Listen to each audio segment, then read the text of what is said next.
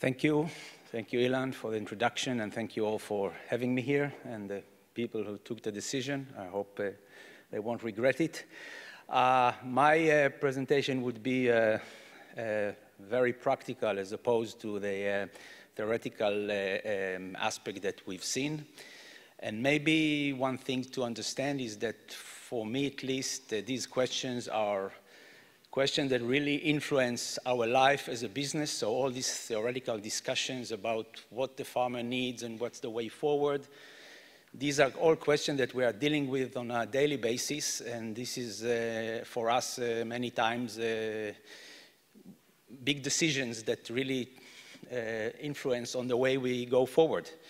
So I will try to give you my perspective of how things are looked from our end, and hopefully I can contribute something to the discussion. So I'm starting with the question of what PLF is, and we've seen already this morning, I think, 3 or 4 different definitions, so I contribute one of my own. So for me, farming, livestock or precision livestock farming is all about taking decisions that go down to the granularity of the single animal. And the technology evolved over the years, and I'm even want to come and say that it's really not new. So for me, grew up as in a dairy farm in a kibbutz in Israel, started to milk cows in the 70s. For me, precision livestock farming was, I think, a daily life because we were participating in herd tests. We were looking, and I knew about 300 cows by their names, and we were very precise in trying to understand what each cow needs. So I think when we look at precision livestock, especially in the dairy, it's something that goes on for many years. It's only evolved in a very interesting ways. So laying out the history very briefly, we started from legacy herd tests, which was taking some information about the specific animal production.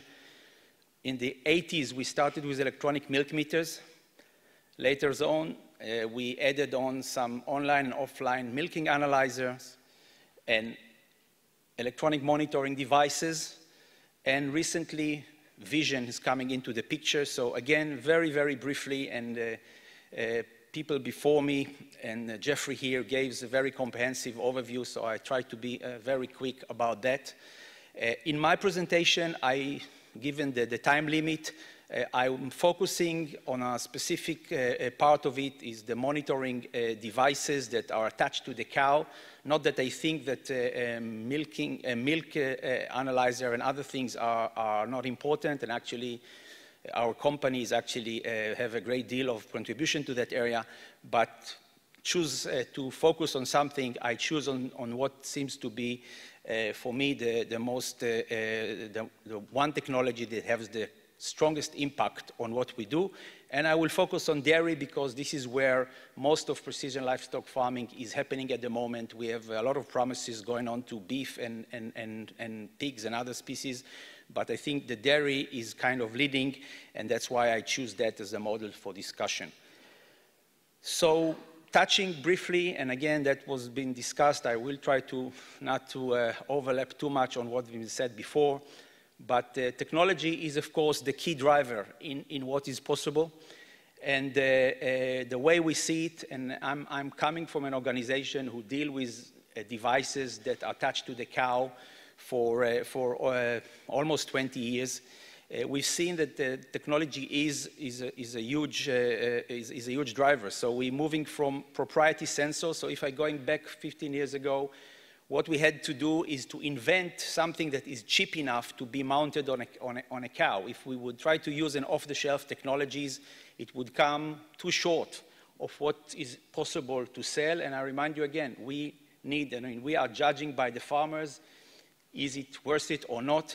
So try to invent some really novel sensors that are cheap enough yet efficient enough to bring value. This is changing quickly because the smartphone revolution is bringing the technology of sensors and communication to an area where prices and budgets of energy allow us to use technology, and then the competition is moving from inventing the sensors, then inventing the applications. Coming to application, algorithms evolved dramatically in recent years. I've been studying computer science 20 years ago, and we spoke about machine learning and artificial intelligence, as it was called then. And for many years, it's like was a kind of a dead subject, at least when it comes to its influence on industry and appliances. But recent years, it's really booming, and I can tell you for our firm that machine learning-based algorithms has become the most growing algorithm that we are using, and it's really have a tremendous influence about our ability to be accurate and provide better value. Advanced communication protocols is another thing. In the past, we were really, again, inventing all sorts of ways to communicate between the devices and the farmer, if you like, to control the whole chain. The development in communication has been allow us to really go in a very extreme way and allow really sophisticated ways of communication back and forth between the devices and make the difference again between something that works on paper to something that you can really apply to a farm and have good success. And the last thing, and I promised myself not to use the words BDs or the abbreviations, or many people are using it. I'm not speaking about big data, but I'm speaking about cloud-based data and applications, so the ability to accumulate a lot of data and manipulate it in ways that are beyond the farm borders is, again, obviously, a very, very strong trend that influence on what we do. So summarize the current application when it comes to what the farmer gets from it, then classifying to four main areas. So reproduction, we started, and that was, as been mentioned before, was the starting point of getting cows in heat or estrus detection. Today, we are far beyond that. We are not only detecting the heat in, I think, very reasonable accuracy, not to get into numbers here, but we are also providing a lot of help to the farmer about the precise moment or the optimal time for insemination, which has a huge influence about conception rates. We are helping the farmer of detecting abortion or miscarriages of cows and other things that related the overall reproduction. So our monitoring today is really covering reproduction in a much more comprehensive way than just heat detection per se. Health monitoring, I will touch a little bit about that later, but it's becoming, of course, a very strong value proposition where we are bringing a lot of alerts and information about the health of the cows, and I totally agree with Jeffrey that, of course, doing that properly without too many false positives and getting the wolf effect, as we call it, that people lose confidence because we are alerting on too many false cases or missing too many important issues. It's, of course, a big topic, but I'm willing to say here that I think that we are here, that we're providing today a very efficient tool, and of course, it's judged by the farmers that are buying it. Recently, we have moved into herd and the group monitoring, so trying to bring value about the overall herd, but coming from the single animal perspective. So it's still a precision livestock because it's not about I'm trying to judge what the group of animals is doing statistically. I'm going bottom up, collecting the data from each cow, but then representing it in a way that is more effectively helping the manager to run the farm by showing the effect of the entire group. And cow location has again been mentioned here. The reason I'm putting it in a slightly smaller font is because, at least for me today, it exists. It is providing by a number of vendors, but the actual value and the application that derives from it at least for me, are still questionable and hard to justify the price when you are talking about commercial herd. So from here, again, I'm trying to give you two examples of what I'm talking about. And this is screenshots from our system. And hopefully you can see it good enough to understand what's happening here. Here we are representing the percentage of cows, in this case heifers, that are ruminating in every given moment across 24 hours. So the purple line is the actual percentage of cows or heifers ruminating at any given time. You can see behind it there is a gray line that represents the average of that rumination on the previous week. So this is what they do normally, and the purple line is providing the actual activity or rumination of the cows for today. And the white band is actually the standard deviation borders around the gray line, so giving you roughly how the points are scattered around the average. So what's the meaning of that? Why that's useful for the farmer to look at? So I would like to draw your attention to the areas that I'm circled with these, that are circled. And as you can see, there are here what are actually showing is 2 consecutive days. So on the left, you see that while it is not exactly like the gray line, it is less far from it. While on the right-hand side, it's really the rumination at that something like 2 hours, it's fall to absolute zero. And the explanation is that this farmer has decided not to give feed to his heifers on Saturday. It's too complex for him. In Israel, you know, our Saturday is what is Sunday in Europe.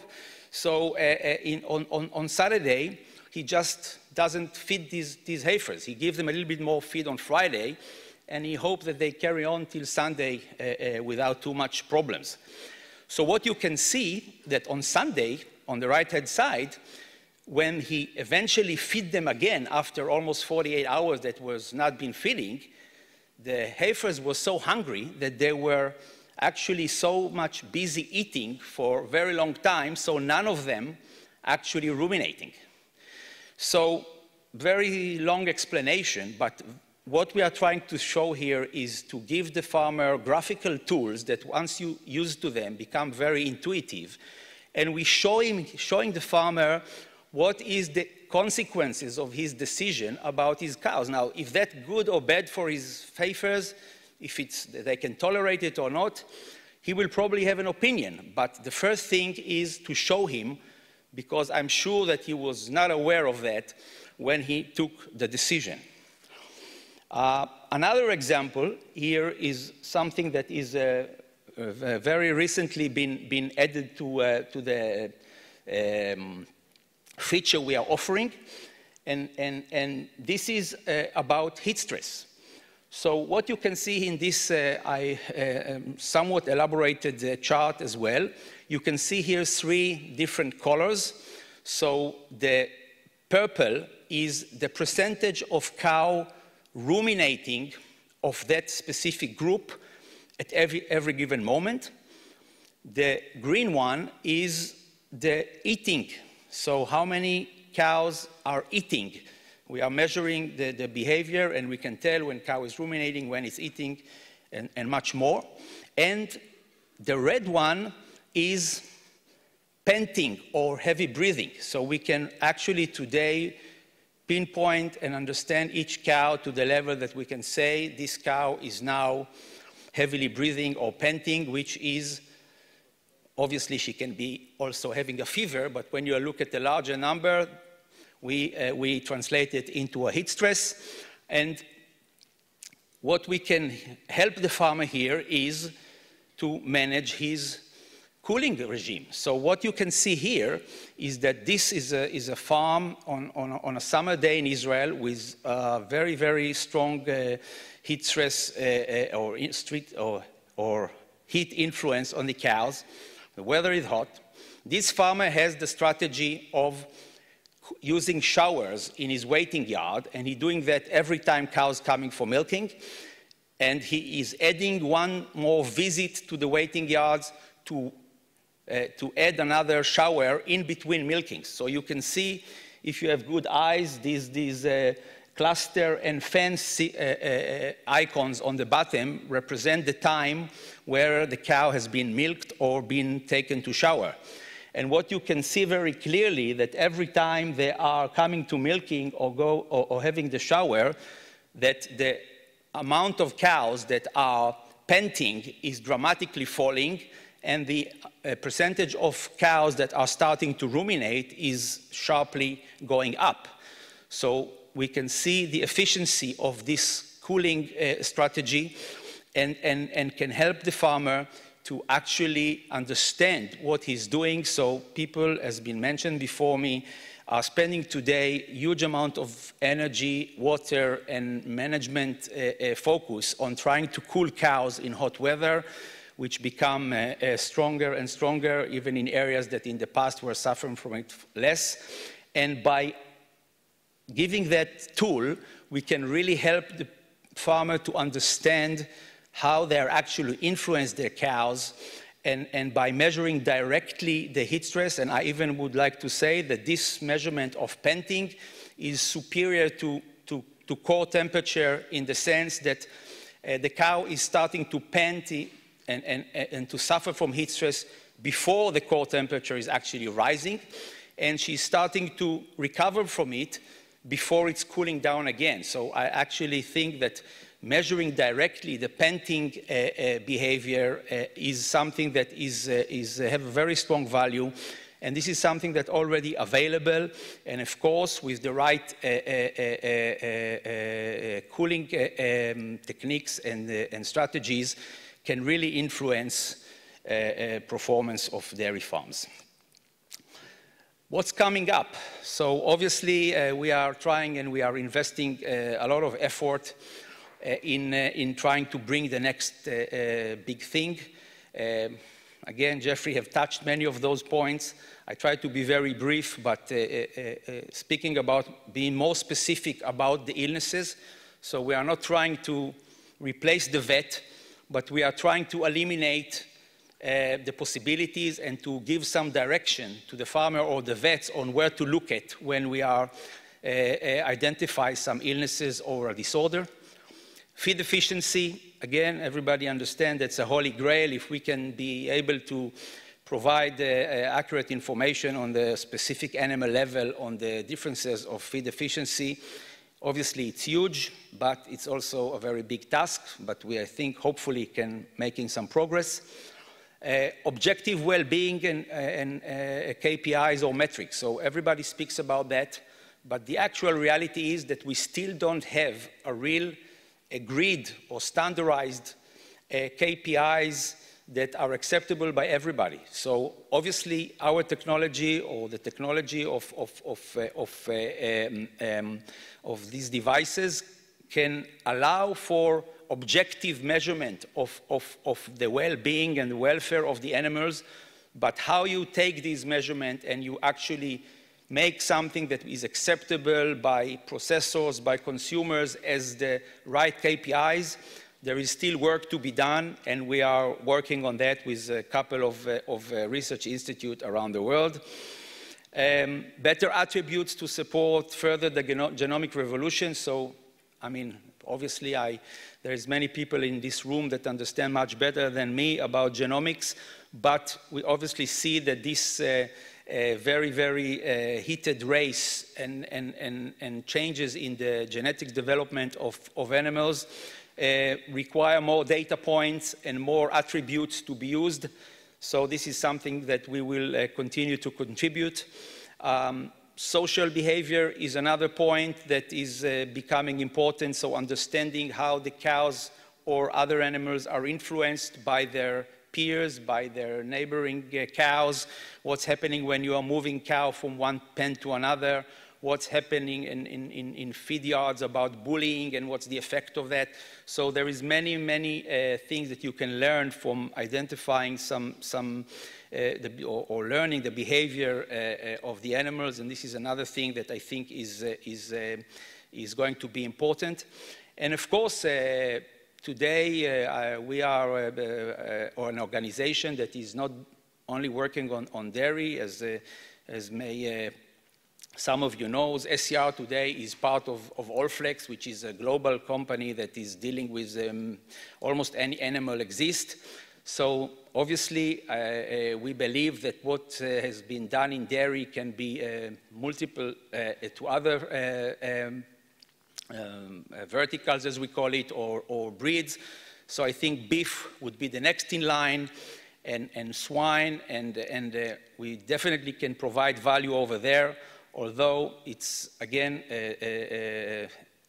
have to be very calculated development, because, as we said, we are not theoretical. If we come with a product to the market, it has to work and provide the value, and this is sometimes easier said than done. So now I would like to go to the question that I think is the one I see more important in my presentation, is about the impact of all this about the industry. So the question needs to be asked, so what is the value? How much it's worth? How much farmer really need to pay, or make sense for him to pay to equip his farm with such technologies? So I tried here to provide a couple of numbers, which is based on a work that has been done by our chief scientist, Dr. Ori Inbar. And we estimate that on the fertility, we can contribute anywhere between $50 to $75 per cow per year, based on predominantly the reduction of days open and saving labors and the time day hormones. On the health, we believe that the value is even bigger. I totally agree again with what Jeffrey said about the fact that identifying the animal doesn't mean that you are saving all the costs associated with that illness. But early detection and preventing some of the losses by early recovering is having huge effect, and we estimating by calculating, and I have the data behind it, all the contribution that we are making to eliminating or reducing the losses to about $70 to $90 per cow per year. We still don't have a number for the management value as for application like the one I described before. We obviously believe that they are very valuable, but to put a dollar number on them, it's a little bit more complex exercise, so we still don't have the data. So, is it worth it or is it not? So the bottom line is, taking under consideration the current retail prices of these systems, that in most cases, the ROI, the return on investment, is well under 2 years. Sometimes it's even counted in months. So basically, from economical standpoint, it's a no-brainer. We should see everybody using this technology. It's not stopping here, because there is also advantages for the cow. And when we speak about the well-being of the cow, the perception of farmers in front of consumer, these technology, which are non-invasive, they are very cow-friendly, also provide direct value to the cows themselves, which can manifest itself in the fact that we are prolonging, if we talk about fertility, we can save a lot of unnecessary injection. If we talk about health, we can prolong the cow's life, we can use the cow for more lactation, and we can save a lot of cow's life by early detection. And when we do the management and well-being control, we can obviously improve the daily life of cows by showing the farmer what's the effect of what he's doing about his cows. So, what's the outcome? What is the real impact of this technology on dairy? So I chose to demonstrate that by putting that graph that shows the number of deployed monitoring devices of all kinds. I was trying to catch everything from pedometers to collars to others, and the figures are my own based on our market analysis and knowledge that we gather. And what you can see here, that the bars are, the numbers are actually in millions of devices. The percentage is the percentage of cows that are using devices out of what we called relevant cows. What we call relevant cows is the cows that are actually housed in a way that this technology can be relevant for them. So there is about 250 million cows, give or take 260 dairy cows according to the UN. But we are looking at about 70 to 80 million cows that are in developed countries or otherwise in systems which are relevant for this technology. Obviously, many parts of India and Africa and other places are not relevant. So even if we are narrowing it to more, I would say, intensive farming systems, still we can see that penetration is not very high. So from our point of view, obviously we are doing very well. If you look at the growth rate, we are climbing very rapidly, both in the sheer numbers and in the percentage, and this is what makes us commercially successful. But the fact is that even today, we are, again, I think I'm a little bit make some concession here. I will say we are touching the 10% around the world. So we are about 8 million cows using this technology out of about 80 million. And I projected that in 5 years' time, we might go to 17.6. So the fact is that in most countries, we are still in what's called in marketing term the early adopter phase. It's not the plain vanilla system. It's not something that everybody uses. And this is, you know, there is many jokes about that. Is that a problem or actually an opportunity? Obviously, I see that as an opportunity, but I definitely believe that we can make much more influence because, in my eyes, it's not a question that people can be better farmers and work and be better producers if they use this technology. So, what are the barriers for faster adaptation of that technology? Price? Yes, price is always. Of course, if it was free of charge, probably there would be a better adoption. But as I've shown you before, we believe that from economical standpoint, ROI of less than 2 years is not bad. Complexity, systems today are getting more and more friendly. And we, at least in our organization, we try to do a lot of effort to present the data in a meaningful and simple way, not overwhelming the farmer with too many data points which are unnecessary. Reliability, yes, it's a great question. Again, we have been, I think, developed a lot in the last decade.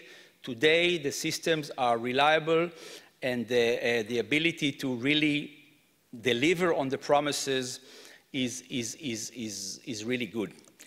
In my eyes, the challenges is mostly about the conservatism and the challenges of the farmer to do the paradigm shift from the traditional way of doing things to the new ways.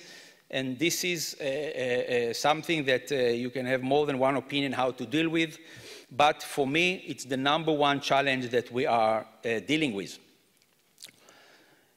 What can help or push further this adaptation from external standpoint?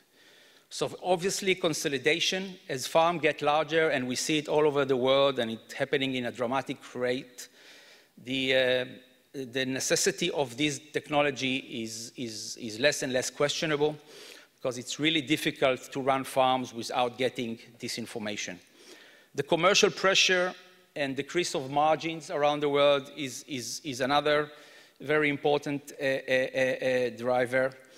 And the last one is the sustainability and traceability requirement coming from consumer and, if you like, trickling up through the processors and challenging the farmer to provide more proof point for being able to provide the milk and beef and the other product in a sustainable way and prove that the cows are managed properly.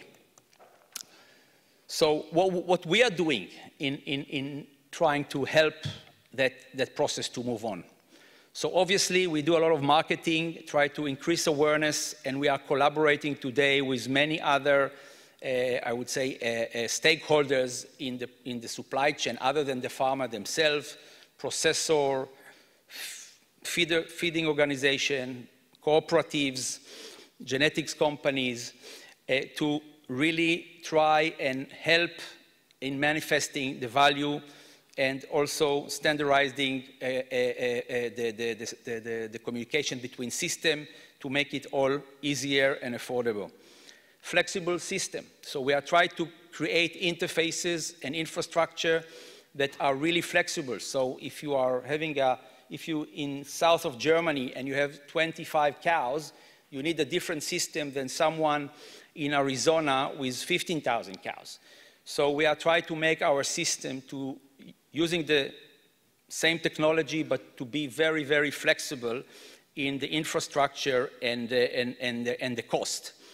We are adding form factors. So we have been, we are offering today collars and ear tags so people can have the choice to use based on different criteria, but again, more options. Flexible business model. It's a very important point. So we are moving from one-time sale of the technology and then it works until it works, to the new models that you are actually being charged for what you are using. So we are trying to provide the technology in a flexible way that allows the farmer to choose what application level he wants. So he said, I don't really believe your health point, but I'm really keen about doing the heat detection. So he can start by paying only for that application. If later on he wants to add that, by a flip of the button, he can start to use that. Of course, he pays a little bit more, but he has the freedom to choose what part of the application set available he can use, as well as the payment scheme. He would like to pay it up front. He would like to pay as he goes. We are providing much more flexible ways for the farmer to pay for the system.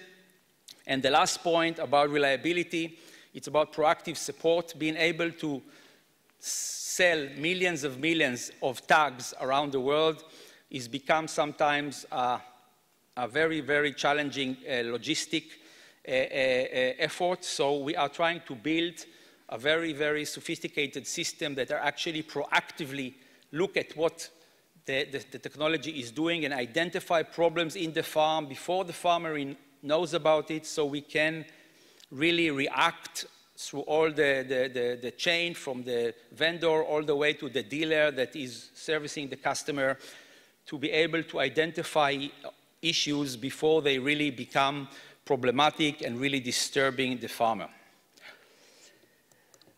But being here in front of you, I couldn't resist also to bring the challenge up to you.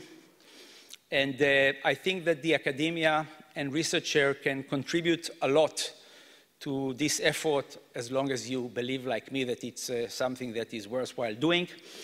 And I really urge you to come forward and do more work on this technology, try to prove that it works, try to prove that it doesn't work, bringing more value. We are, of course, communicating, and we're having a lot of relationship with many institutes around the world. But there is always room for more. And I think we really can all benefit from that. So I gave a few examples here, and this is what I'm finishing with. I will not read it all, but I think we are providing today huge data sets, and discussion of ownership we'll discuss later. Obviously, all legit, but we are really having a lot of information that can be used as a ground for research, and how this data can be better used to deal with and support large farms and dealing with heat stress and feeding, etc. The benefits of the individual management is another area where we believe that there is a lot of work to be done, and comparing all sorts of systems, as you know, like using blanket protocols against a specific treatment, because you actually can trust the system to pinpoint the sick cows, as an example. And overall management contribution. So if someone wants to challenge what's the value of those things, we are open to an honest discussion. So thank you for the attention.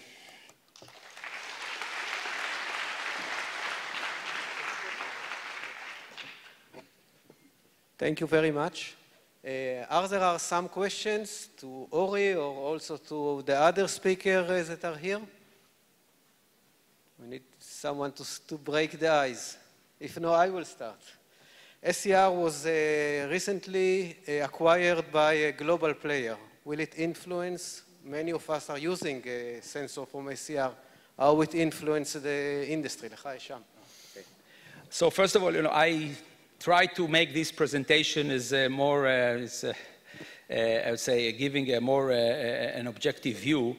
But answering directly, I think that the fact that Allflex, as a global leader in identification until recently, has decided to invest significant money in acquiring SCR, and actually today SCR is the monitoring division of Allflex, is, I think, signaling that the industry, I mean, Jeffrey was speaking about the interest of Dell in our industry.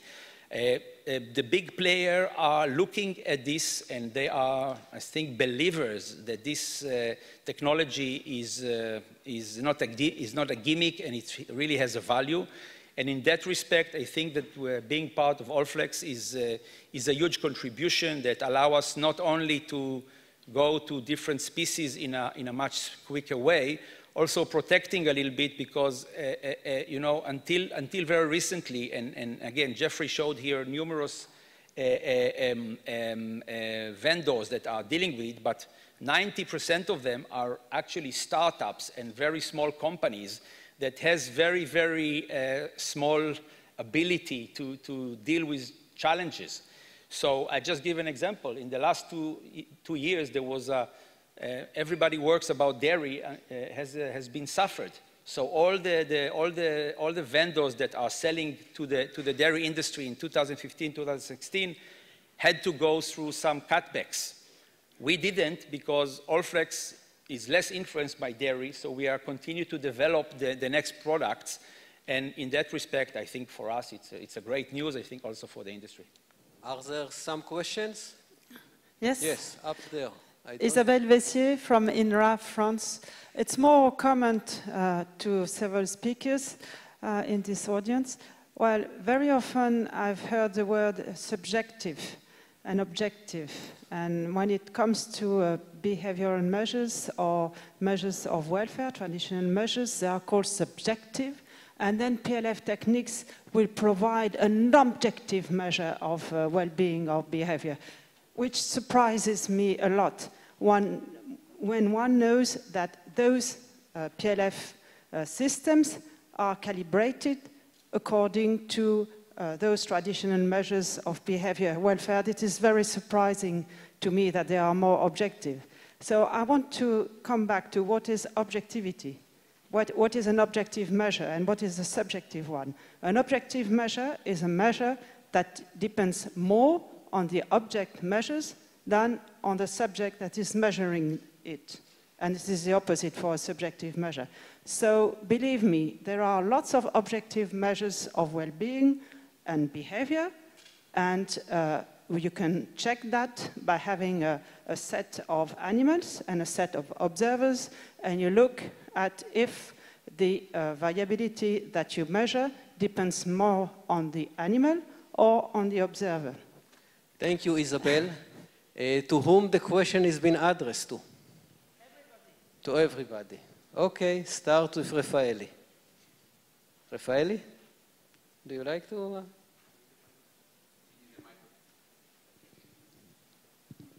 I will just say that the tension between objective and subjective wasn't born yesterday, and it's not going to die tomorrow. It's a march towards more objective measures, a march that never reaches its target. I think, Jeff, you mentioned statistical errors. I think many of the speakers talked about reliability and validity questions. I think that much of what we know about measurement dates back to late 19th century and early 20th century uses of statistics that now need to be updated, because we have new kinds of things that are measured, not just new ways of measuring things that we always measured. So for example, there's been a lot of discussion of measurement of individual animals. There's been less discussion of measurement of collective measures like network measures, density and betweenness, and so forth. All of these are baby steps in the direction of objectivity, and I completely agree with the question. Objectivity is not a goal we've reached. It is a goal that continues to elude us, but one that we cannot give up marching towards. Thank you very much, Isabel. I will take it also. In our experiments that we do in the Vulcani Center, objectivity means that after you're setting up your gold standard, the rest is done without any human in the process.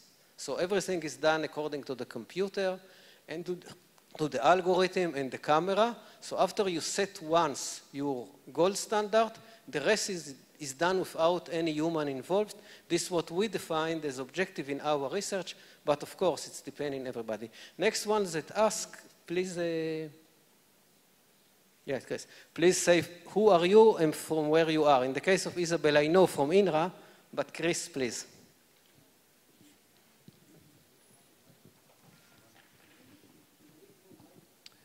Chris Knight, Copenhagen. I have a question regarding the automatic control systems. As I understand it, these systems can interact with and learn from each other. And these systems are, they are based on biological systems. That's where that sort of system started. We have them happening all the time.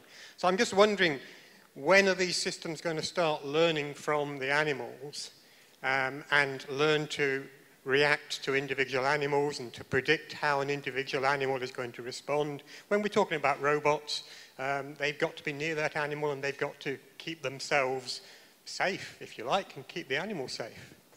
If you're developing automatic controllers, at some point maybe these controllers start to learn, and how can they learn, and how can they learn effectively so that the animal is, the welfare of the animals?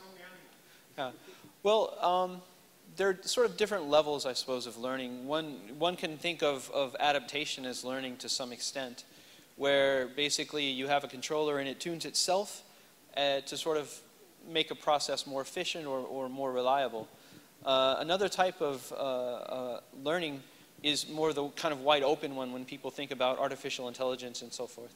So to me, they're actually two different things, and computer scientists actually take a lot of exception if somebody like me says we have an autonomous system, because an autonomous system is something that learns from what's happened before, and it also has something called perception, and then it can act on its perception, and then it can learn from the results of its actions. These are actually more computer science-oriented things than they are automatic control-oriented things. But to address the question as best I can, I think you really have to kind of be careful when you start to adapt automatic control things, especially to living things, and sort of proceed slowly to see what the long-term effect is going to be. And I suppose you really only know as you go, so to speak. And so that's, I think, the best question, the best answer I can give.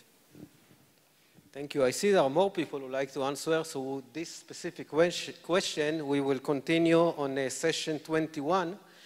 There is one last question up there in stairs, and this will be the last question. Hello, Evert Herman from Ilvo, Belgium. I was wondering, this question is maybe best for Jeffrey. You talked a lot about the cost and return of investment for the farmer to implement the technology, and the false positive rate and the need for the system to be predictive enough and not give false positive or type 2 errors. And I was wondering, to which extent are these things, do you believe they are a question of time and a question of developing the technology further, or are really inherent to a biological system or an uncertain farming system that you will always have these problems to some extent? Good question. I think that some of it is just inherent in the system that we're working with. It's a biological system. It's quite complex. A lot of it also comes down to how do we define what's a false positive, what's a true positive, et cetera. Particularly when it comes to disease, whether we're thinking about clinical or subclinical. I think one of the reasons why we're sometimes disappointed in what we see is because we define disease as a 0-1 situation. In reality, it's not very often 0-1. We have degrees of a condition, so that affects the way we think about it. Also, from the farmer perspective, sometimes the systems are picking up something real, but when they go look at the animal, she looks physically normal. So there's that difference that affects the perception of what the technology is providing. Some of it is biological, but I think a lot of it can be improved through improved algorithms. I think that in many cases, a lot of the technologies that I see that I work with, the algorithms are very simple, statistical process control type approaches, plus or minus 3 standard deviations, 20% difference or whatever, and I think that's oversimplifying the situation. So I think there's a lot of potential for improvement there. Some of that improvement probably comes through some machine learning type techniques, but being able to bring in some of the biological data into that, I think that's probably one of the areas that's missing, in particular with regards to subclinical conditions. Being able to bring that subclinical data in to help train the algorithms, because it tends to be that everything's trained on a clinical condition.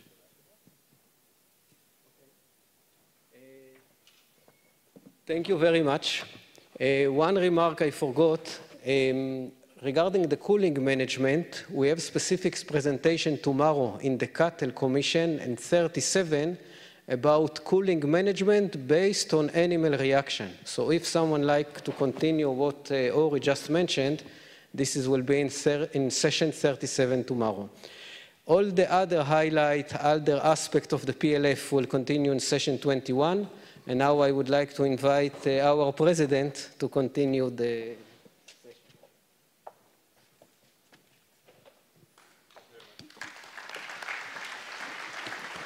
Thank you very much, Ilan. Just to remind you, this session was videotaped, so if you go on YouTube, you can see it again. The speakers can prove that you have been here. You can show your wife how you performed. It was very well, I can say so far.